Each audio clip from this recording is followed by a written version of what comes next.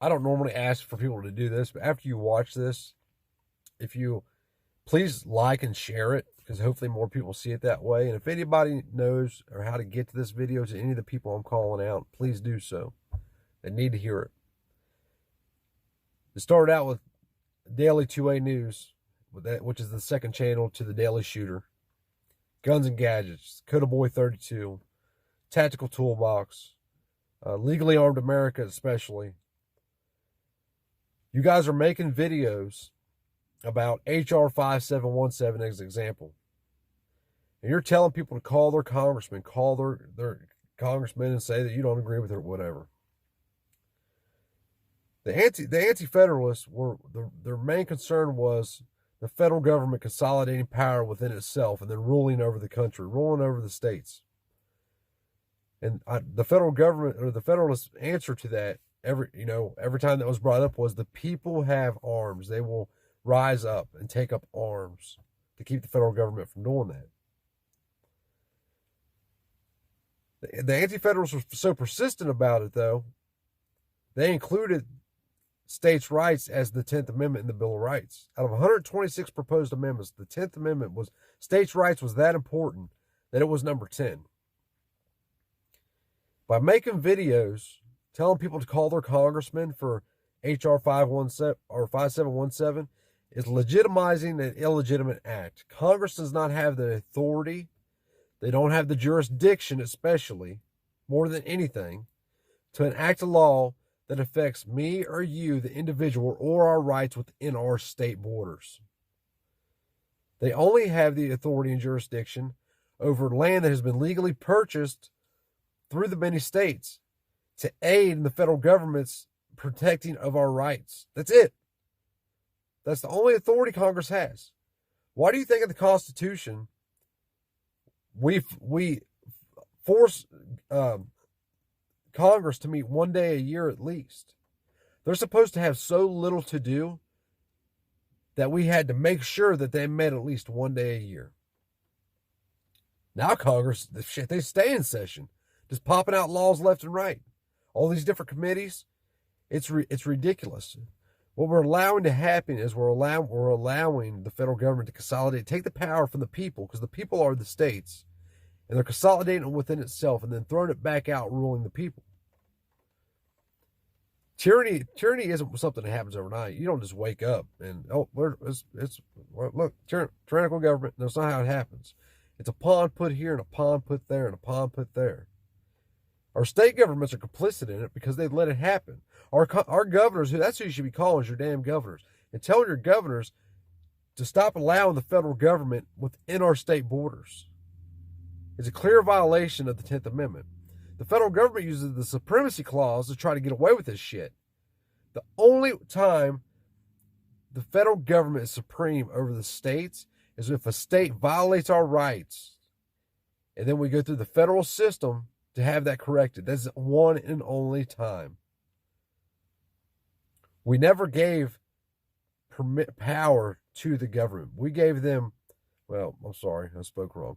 We never gave them the power to rule us. We gave them 18 specific powers. But the Constitution and Bill of Rights, flat out, is words on paper. That's what it is. The people are what give it teeth. If you read any of the documents from around the time of the founding, between the Declaration of Independence and the founding, repeatedly, over and over and over again, it's always the people will take up arms. The people have become pussies in this country. And not only have we become pussies, we're spreading bad information to the next generation, to the people that don't know. We're legitimizing, like I said, we're legitimizing illegitimate acts by Congress. Every single person in the House and Senate are oath breakers. They all know what they're doing. They all know that they don't have the authority to do what they're doing, but they're doing it anyway. And we're allowing them to do it. Just like the president. The president is a representative. He doesn't have the authority to make an executive order that affects me within my state borders.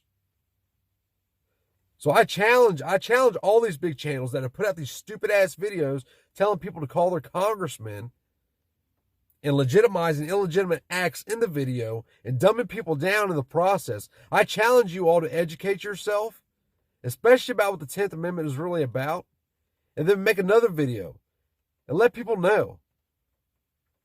Because when that video goes out and thousands of people see it, they take that to heart. They take that as truth. When it's not, it's a lie. We are so far away from what we are supposed to be that if people knew how free they would be, their heads would literally pop off their shoulders. I'm not sure they could even handle it if they knew how free we were supposed to be.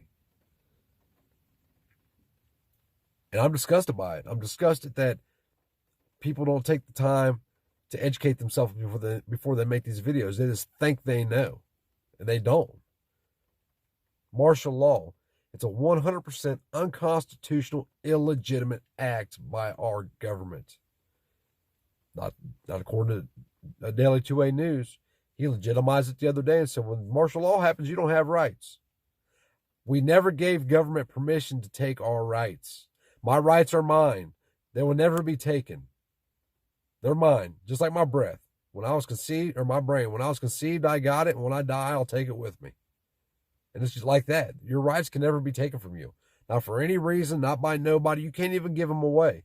You can choose to stop exercising them for whatever reason because you're afraid, because you don't want to, because they tell you that you can't, and then that scares you, or you'll go to jail, and that scares you, or you'll die, which is a very good possibility. I mean, my wife's afraid I'm going to kill for just making the videos I make. They're going to come kicking in the door at 5 a.m. If you old 5 a.m. wake up call. We look where we're at. We're in the United States of America. We can't even say what's on our mind without threatening anybody, without having to worry about having our doors kicked in. Is that freedom? I don't think the founders would have thought that's freedom.